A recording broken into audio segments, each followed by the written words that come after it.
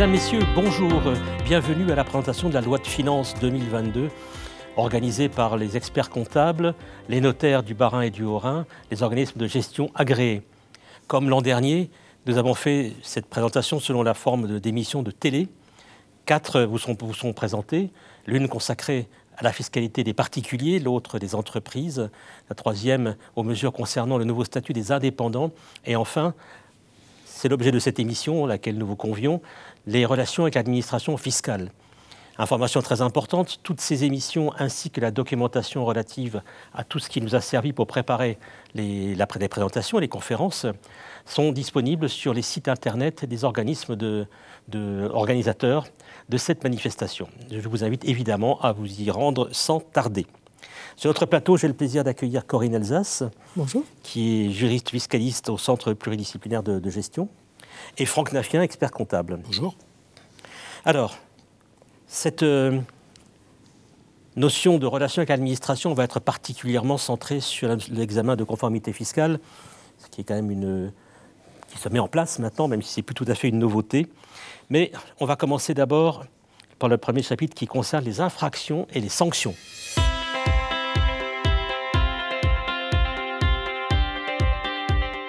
Alors pour faire simple, c'est dans le droit fil de la loi ESSOC qui, si je ne me trompe pas, admet la bonne foi et le droit à l'erreur, par contre, est très sévère avec les fraudeurs. C'est exactement ça. Effectivement, c'est une logique qui a été adoptée depuis la loi ESSOC d'août 2018, qui est de faire preuve de mansuétude envers les entreprises de bonne foi et d'assouplir les règles à leur égard, mais par contre de durcir les règles vis-à-vis des entreprises qui se placent dans des qualifications de fraude. Et donc la loi de finances pour 2022, dont chaque année dans les lois de finances on avait des illustrations de la mise en œuvre de ces principes, et la loi de finances pour 2022 a rajouté quelques dispositions à ce titre-là, notamment en matière d'infraction aux règles de facturation. En fait, une disposition existait déjà, puisque le Code général des impôts prévoyait une amende de 50% du montant de la transaction lorsqu'une opération ne donnait pas lieu à délivrance d'une facture. C'est une expression pudique pour dire oui, une opération. Travail au noir, quoi. Voilà. L'amende était cependant réduite à 5% lorsque le professionnel pouvait prouver que l'opération avait été comptabilisée. Le Conseil constitutionnel a été saisi de cette mesure et a estimé que l'amende n'était pas constitutionnelle car elle méconnaissait le principe de proportionnalité des peines. Mais ce n'est pas pour autant que les fraudeurs ont été absous, puisqu'en fait, le Conseil constitutionnel a indiqué que les dispositions seront abrogées avec report au 31 décembre 2021. Il a donc laissé le temps aux législateurs de mettre les choses en ordre et de prévoir quelque chose qui respectait les principes constitutionnels. C'est ce qui a été fait donc dans la loi de finances, avec une modification donc du Code général des impôts qui s'applique à partir du 1er janvier 2022. Donc en fait, on est toujours encore sur la même logique, à savoir que si une opération est faite sans délivrance de facture et sans comptabilisation, on a une amende de 50% de la transaction, mais cette fois-ci, la loi a fixé en fait un plafond annuel. 375 000 €, ce qui est quand même un montant déjà conséquent. Il y a également en fait une solidarité en paiement de cette amende si le client est un professionnel. S'il y a absence de délivrance de la facture, mais que l'entreprise peut démontrer qu'elle a comptabilisé la transaction, l'amende continue d'être réduite à 5% du montant de la transaction et le plafond du total de ce type d'infraction est fixé à 37 500 € par exercice. Et les mêmes sanctions s'appliquent en cas de défaut de production d'une note en cas de travaux immobiliers réalisés pour un particulier. Alors, en cas de première infraction, il y a également de la mansuétude de l'administration. Voilà, c'est le pendant. On est plus dur avec les fraudeurs, mais on est plus conciliant avec les personnes qui se seraient trompées de bonne foi. Et donc, en fait, il y a un certain nombre d'infractions où les amendes ne seront pas dues s'il s'agit de la première infraction. On peut citer le non-respect en fait des règles de e-invoicing ou e-reporting, c'est les règles sur la facturation électronique. Lorsqu'il y a des inexactitudes ou des omissions dans les factures, l'amende ne sera pas due Donc, si c'est la première infraction de l'année civile en cours et des 3 années précédentes, ou alors si l'infraction est réparée spontanément, ou bien dans les 30 jours d'une première demande de l'administration. Donc, illustration du droit à l'erreur.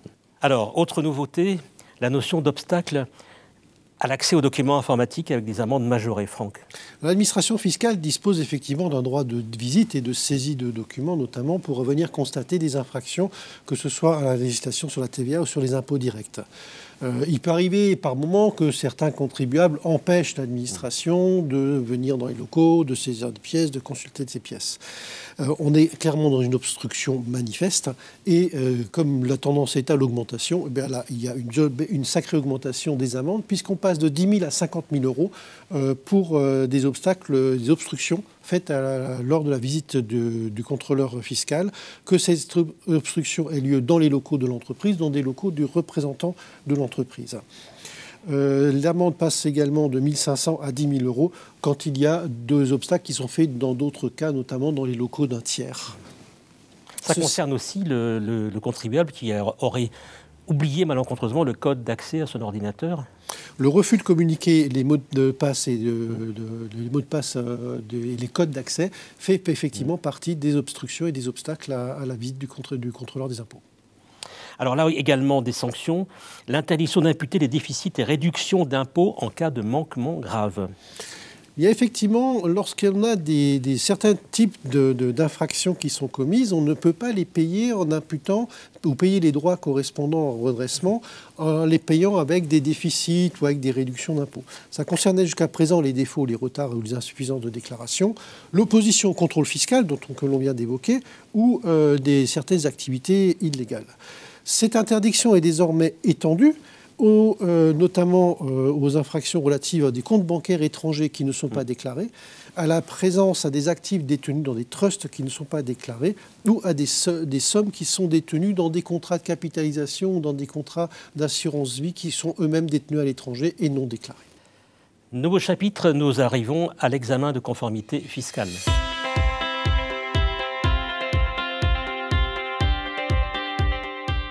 On en a déjà parlé l'an dernier, on en reparle cette année parce que ça se met en place et aussi bien au niveau des experts comptables que des centres, des organismes de gestion agréés, ça commence à se faire petit à petit. Nous allons étudier ce sujet en commençant par écouter d'abord Françoise Coulonja. L'examen de conformité fiscale est confié à un tiers, soit un expert comptable, soit un commissaire aux comptes, soit une entreprise tiers, un tiers indépendant, qui va mener un audit qui est préétabli à partir de 10 points de contrôle qui sont fixés par la norme, 10 points de contrôle obligatoires qui vont permettre de garantir la conformité fiscale de l'entreprise. L'expert comptable est le principal interlocuteur de l'entreprise.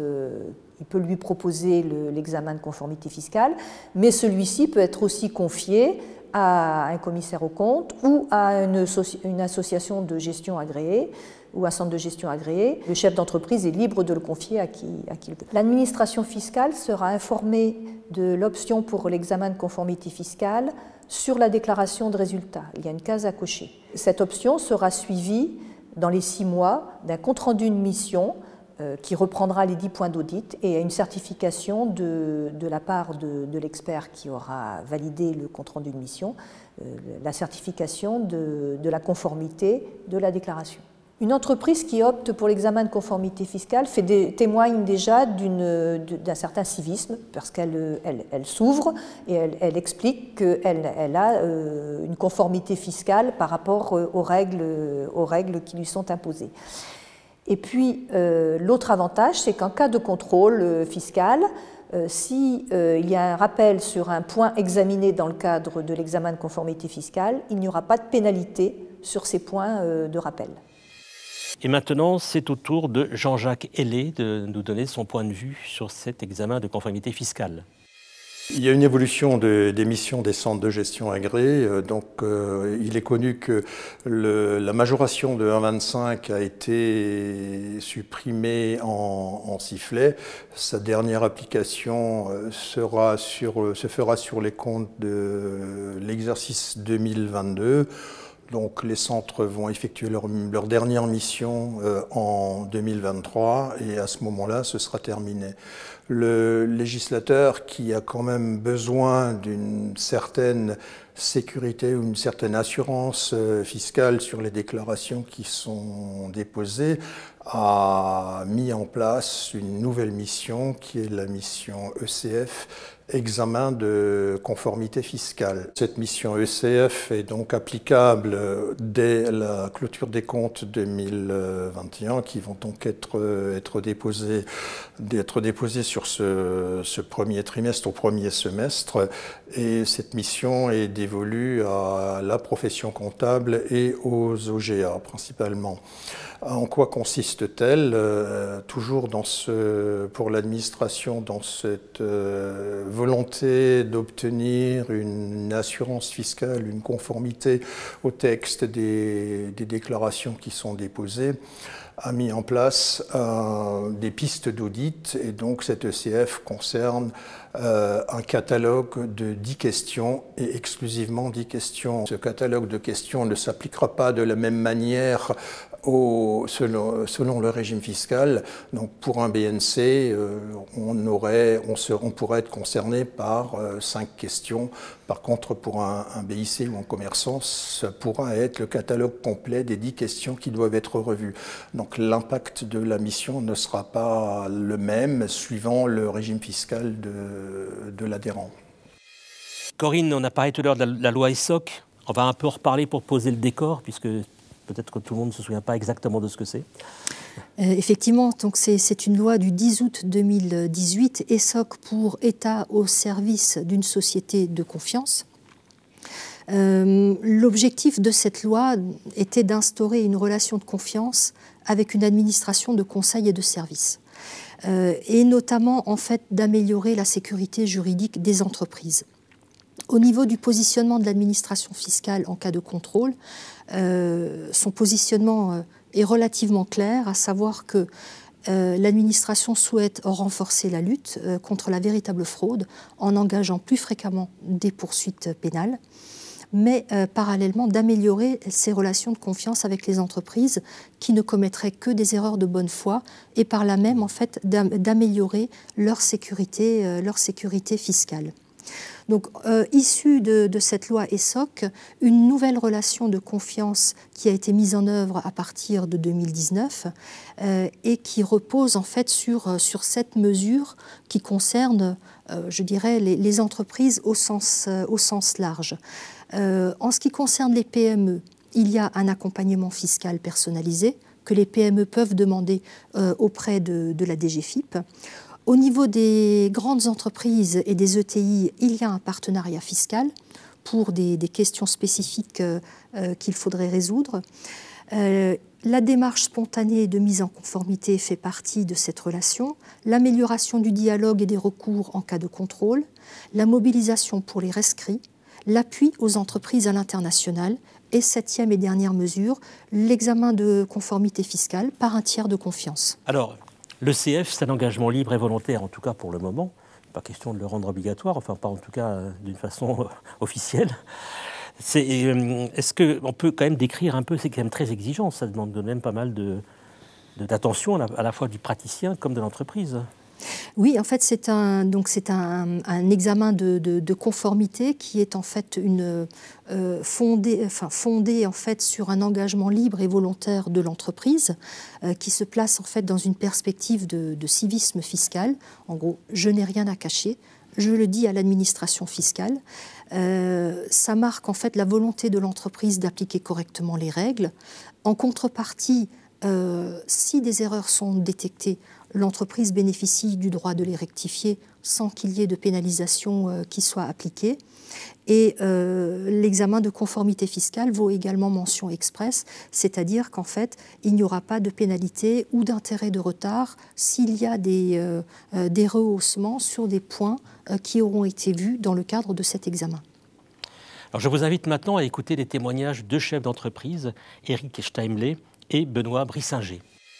Tout naturellement, lorsque j'ai fait appel à mon expert comptable, il m'a conseillé d'adhérer à un centre pluridisciplinaire de gestion. Ça fait 30 ans que je suis adhérent au centre de gestion, donc ça m'a paru important au départ parce qu'évidemment on avait droit à quelques petites exonérations et soyons assez humbles et assez francs, je l'ai fait au départ uniquement pour ça.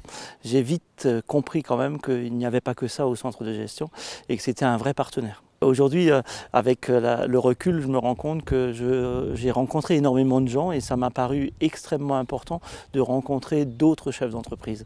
Et aussi, par leur regard qui était différent de mon expert comptable, eh bien, j'ai appris énormément de choses grâce au centre de gestion. Et puis, n'oublions pas les formations, là où on rencontre énormément de gens, mais aussi on arrive à prendre du recul. C'est-à-dire que se poser de temps en temps pour aller en formation grâce au centre de gestion, je trouve ça extraordinaire. Le CF pour moi c'est important parce que j'ai besoin d'un regard en fait de ce que je fais et de ce que je pratique. Je suis paysagiste, jardinier paysagiste et je n'ai pas la prétention de savoir archiver mes dossiers correctement. Je l'ai toujours fait mais est-ce que je le fais bien, c'est pas sûr. Et le fait d'avoir quelqu'un qui vient voir si c'est bien fait et qui me conseillera et en plus qui donnera une confiance un petit peu entre moi et le fisc qui sera supérieure. L'examen de conformité fiscale va également pouvoir être demandé par certains organismes comme les banquiers. Et de ce fait, le centre pluridisciplinaire de gestion en association, bien entendu, avec mon expert comptable, va permettre la transmission de ces données de façon plus aisée et plus sécurisée et plus sereine pour moi. Avec cette nouvelle mission de l'ECF, je pense que, puisqu'il va y avoir un choix possible, je vais continuer à faire le choix de mon centre de pluridisciplinaire de gestion, puisque d'abord, il a mes dossiers depuis de très nombreuses années, puisqu'il a une expertise de l'audit comptable depuis des années et qu'il a toujours travaillé en concert avec mon expert comptable pour aboutir à finalement une carrière qui était relativement sereine du point de vue de la charge comptable et fiscale. Et ça, c'est très important pour moi et ça a été très important pour moi au cours de ma carrière. Alors on a appris que les aides allaient baisser évidemment, donc on s'est posé la question avec d'autres chefs d'entreprise et on s'est dit mais quel est l'intérêt de rester au centre de gestion? Eh bien le premier intérêt évidemment c'est les rencontres et puis le deuxième intérêt aussi c'est d'avoir un deuxième regard que l'expert comptable sur une envie de faire évoluer son entreprise et surtout d'avoir un regard et un miroir de l'entreprise. Et en cela le centre de gestion évidemment est un œil différent que mon expert comptable. Alors Franck, finalement, quelles sont les entreprises visées par l'ECF? Alors ça brasse relativement large puisque ça concerne toutes les entités qui exercent une activité professionnelle, qu'elle soit artisanale, industrielle ou commerciale, quel que soit leur régime d'imposition ou leur chiffre d'affaires. Ne sont pas concernées certaines activités, notamment les activités de gestion de patrimoine, les loueurs en meublé non professionnels, puisque ce n'est pas une activité professionnelle, puis c'est du non professionnel, les loueurs de fonds, les activités de production d'électricité photovoltaïque, les associations à but non lucratif et les éleveurs de chevaux hors sol, notamment, la liste n'étant pas exhaustive. Alors, le contenu de la mission comporte un chemin d'audit avec 10 points. Je t'invite à nous expliquer en quoi ça consiste. L'administration fiscale agit comme un auditeur. Donc, en tant que commissaire aux comptes, je me sens un peu à la maison avec cette démarche-là. Et effectivement, elle a un chemin d'audit en ayant fixé 10 points sur lesquels elle va faire son analyse. Et ces 10 points sont la conformité des fichiers des écritures comptables avec ce qui est prévu par les textes, la qualité comptable du fichier des écritures comptables, notamment au niveau du respect par rapport aux principes comptables existants. Le fait que le logiciel qui fournit ce fichier des écritures comptables détienne un certificat agréé indiquant qu'il est conforme aux obligations. Quatrième point, le respect des règles sur les délais et les modes de conservation des documents, mais également la validation du respect des règles en matière des différents régimes d'imposition, régime simplifié, TVA, fonction de la nature de l'activité et du chiffre d'affaires. Un autre point, c'est les règles de détermination des amortissements et leur traitement fiscal. Également les règles de détermination et le traitement fiscal des provisions. Également les charges à payer, règles de détermination, traitement fiscal, la qualité et la déductibilité des charges exceptionnelles, et pour finir, le respect des règles d'exigibilité en matière de TVA. Alors, sur cette question de l'ECF, mesdames, messieurs, je vous invite à écouter l'avis de Christian Berthold. Le sujet de l'ECF est un sujet d'actualité, c'est le moins qu'on puisse dire. Ça fait un certain temps maintenant qu'on en discute. Nous, en tant que professionnels experts comptables, qu'on en discute aussi avec les associations de gestion agréées. Je dois dire que les relations, du moins dans le Grand Est, avec les organismes de gestion agréés sont excellentes. Et ce qui fait qu'on va pouvoir travailler, je dirais, main dans la main sur ce sujet-là. Et notamment, parce que je crois que c'est un sujet qu'il ne faut pas prendre à la légère. C'est un sujet, quand on le survole, ça paraît simple, mais quand on regarde dans les détails, c'est beaucoup plus compliqué qu'il n'y paraît. Et même si en tant que professionnel, dans nos missions, on fait déjà une grande part du travail, faire un ECF de façon, je dirais, pertinente, satisfaisante, exige quand même des travaux complémentaires. Et certains experts comptables n'ont pas forcément envie de faire cet examen de conformité fiscale, auquel cas les organismes de gestion agréés sont tout à fait indiqués pour prendre cette mission de façon tout à fait, je dirais, satisfaisante. Et les relations entre experts comptables et organismes de gestion agréés sont évidemment dans leur évolution destinées à faciliter ces opérations. Et maintenant, Jean-Jacques Hellé, qui va nous donner son point de vue à propos notamment des questions relatives au secret professionnel. Cette mission peut poser question, ou me pose à moi, là je mets ma casquette d'expert comptable, me pose problème au niveau de l'indépendance et du secret professionnel. En effet, donc l'expert comptable que je suis a une relation exclusive avec son client, il rend compte à son client. Et aujourd'hui, on voit que l'administration s'est immiscée dans cette relation en formant un ménage à trois. C'est perturbant. Et donc là-dessus, les confrères qui sont dans cet état d'esprit peuvent très bien déléguer l'exécution de cette mission ECF à nos OGA, donc au CPG et au CGA, qui sont vraiment la meilleure alternative pour réaliser cette mission en bonne et due forme. Alors Corinne, cette mission est établie dans le cadre d'un contrat de prestation entre l'entreprise et le conseil que celle-ci aura choisi. Tout à fait, c'est une prestation contractuelle donc qui doit faire l'objet d'un contrat entre l'entreprise et le prestataire qu'elle a choisi. Il y a un modèle de contrat qui est proposé en fait dans l'arrêté du 13 janvier 2021, mais modèle qu'il va falloir adapter en fonction des situations concrètes. Cependant, en fait, il y a un certain nombre de mentions obligatoires qui devront figurer dans ces contrats dans tous les cas. Déjà la période sur laquelle porte l'examen de conformité fiscale, les droits et obligations des parties, la liste des points du chemin d'audit et la rémunération du prestataire. La fin de cette mission, c'est un compte-rendu. C'est ça. Donc le départ, c'est le choix du prestataire et la signature de la lettre de mission. Ensuite, il y a les 10 points du chemin d'audit, donc ce sont les travaux qui sont réalisés. Et à la fin, il y a établissement d'un compte-rendu de mission. Tout ça est normé et prévu en fait par le décret du 13 janvier 2021 qui est le texte fondateur de cette mission.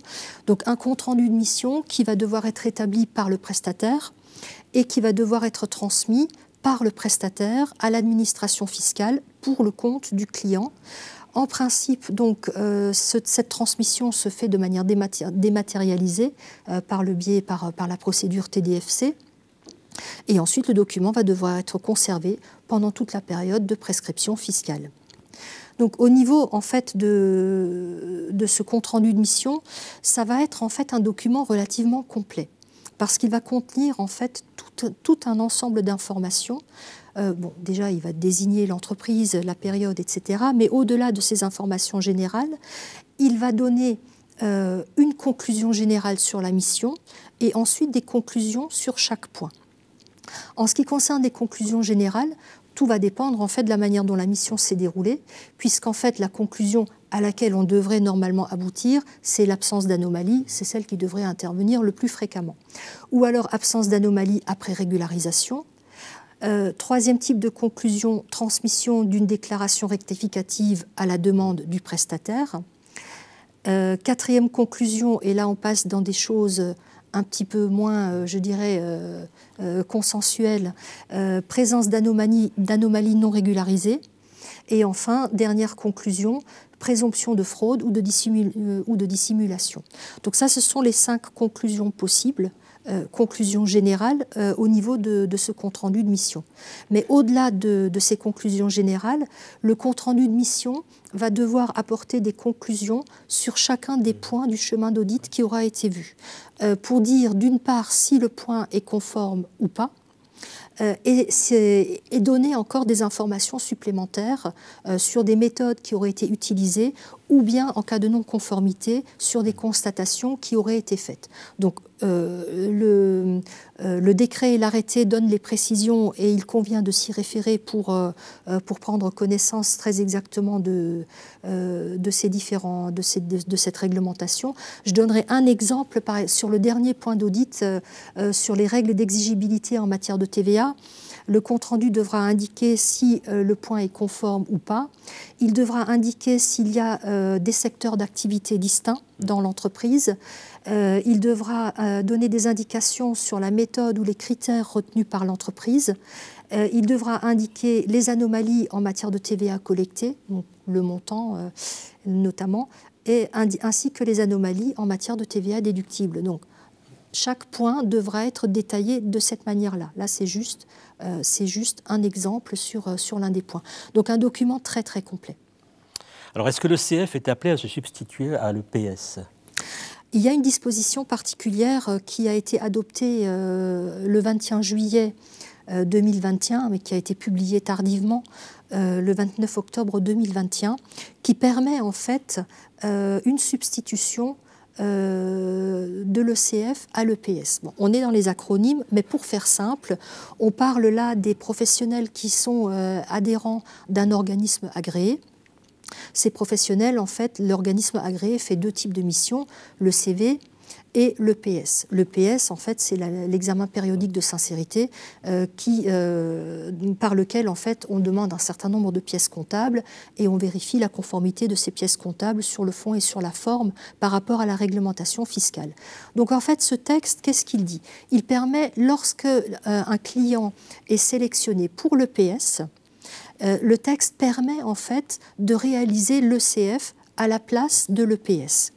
Et donc, ça permet en fait à ce client-là de bénéficier d'une part de la non-majoration, puisque le CV sera de toute façon réalisé par l'organisme agréé pour lui, mais ça lui permet aussi de bénéficier en fait de la nouvelle mention express, puisque l'ECF se substitue et apportera donc une garantie fiscale supplémentaire.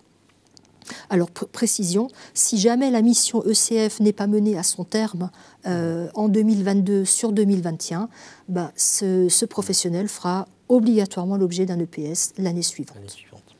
Alors, à propos de ces questions de l'EPS notamment, je vous invite à écouter Jean-Jacques Hellé. L'ECF remplacera l'EPS puisque l'EPS se terminera avec la fin des missions des centres et donc le législateur a déjà ouvert la porte à l'application de cette mission dès cette année pour les gens qui sont concernés par une mission EPS. Alors, en quoi concernait une mission EPS ? Une mission EPS consistait en vérification de pièces justificatives de dépenses, ce qui, pour les cabinets ou pour les contribuables concernés, demandait un travail de collecte préalable. Donc là, effectivement, partir dans une mission ECF allégera également le travail et donnera une bonne opportunité pour mettre en route cette nouvelle mission ECF. Corinne, le calendrier prévisible. C'est un calendrier qu'il faut voir maintenant parce qu'en fait, lorsqu'on substitue la mission, c'est très rapidement qu'on va entrer dans le vif du sujet. Les organismes agréés ont transmis fin janvier la liste des adhérents sélectionnés à l'EPS au cabinet d'expertise comptable. Donc les cabinets savent à présent quels sont ceux de leurs clients qui ont été sélectionnés pour l'EPS. Février-mars, en fait, il va falloir que les cabinets demandent à leurs clients s'ils veulent une substitution de mission. Donc il faut présenter cette substitution et voir si les clients adhèrent à cette substitution de mission. Si c'est le cas, à partir de ce moment-là, sur mars-avril, il faudra choisir le prestataire pour réaliser le CF et établir la lettre de mission. Ensuite, le CF en fait, doit être déclaré à l'administration fiscale, puisqu'en fait, la première page de la déclaration de résultat contient une case à cocher pour mentionner que l'entreprise se soumet à l'ECF. Et enfin, dès que la déclaration de résultat est déposée, la mission démarre et elle va devoir être conclue dans les 6 mois du dépôt de la déclaration de résultat ou au 31 octobre au plus tard. Elle se conclut en fait par la transmission du compte-rendu de mission à l'administration. Alors, le CF, vos mentions express, ça demande quelques précisions? Tout à fait. Il faut cocher, comme le précisait Corinne tout à l'heure, la case de la mention express sur la déclaration fiscale. L'intérêt de l'ECF, c'est ensuite des absences de pénalité. Notamment en cas de dépôt d'une déclaration rectificative, il n'y a pas d'intérêt de retard ou de pénalité qui sont facturés. Lorsqu'il y a un point fiscal qui a été visé par le point d'audit, il n'y a pas d'intérêt de retard qui sont facturés. Et en cas de redressement fiscal, il y a remboursement par le prestataire qui a réalisé l'ECF de la quote-part des honoraires qui correspond au contrôle du point d'audit qui est redressé. Ce qui sous-entend que le prestataire puisse, dans sa facturation, distinguer les honoraires pour les 10 points d'audit relevés. Ça ne facilite pas la tâche du prestataire. La conclusion, la mise en œuvre, ça commence à se faire? La mission, en fait, devient véritablement opérationnelle en 2022, parce qu'en fait, en 2021, début 2021, elle a été créée. Elle était faisable en 2021 sur 2020, mais par contre, il n'y avait pas d'outils. D'une part, il n'y avait pas d'outils informatiques, et d'autre part, les comptes rendus de mission devaient être transmis en PDF. L'administration n'était pas en mesure de les recevoir par la voie TDFC. Là, en fait, on passe dans la phase opérationnelle, puisque en principe, l'administration va pouvoir recevoir les comptes rendus de mission en dématérialisé. Et nous, de notre côté, on a également mis en place l'outil informatique et le système d'information qui permet de gérer l'ensemble de la mission. Donc les lettres de mission, la traçabilité des opérations de travail sur le chemin d'audit, l'édition des comptes rendus de mission, tout le process en fait relatif à la mission. On a l'outil informatique pour le faire. Donc c'est une mission en fait qu'il faut voir de manière un petit peu plus globale, puisque elle se place en fait dans le cadre d'une relation globale avec l'administration. Le contrôle fiscal va vraisemblablement encore évaluer. On va bientôt passer à la facture électronique, au e-reporting. Donc l'administration, par le biais de l'ensemble de ces procédures, aura une connaissance des entreprises dont le CF sera un des éléments. Je vous propose d'écouter le mot de la fin qui est confié à Jean-Jacques Hellé.